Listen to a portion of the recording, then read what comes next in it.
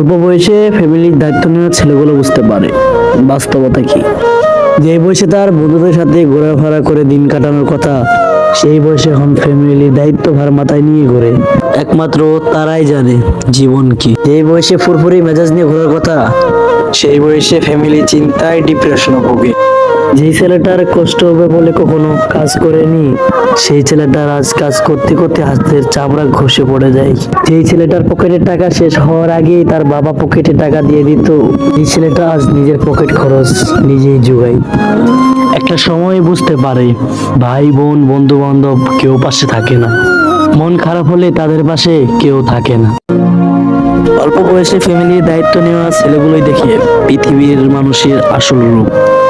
তারা ফ্যামিলির একটু ভালোর জন্য, একটু সুখের জন্য স্যাক্রিফাইস করে দেয় তাদের জীবনটুকু। অল্প বয়সে ফ্যামিলির দায়িত্ব নেওয়া মানুষগুলোর শেষটা সুন্দর হোক।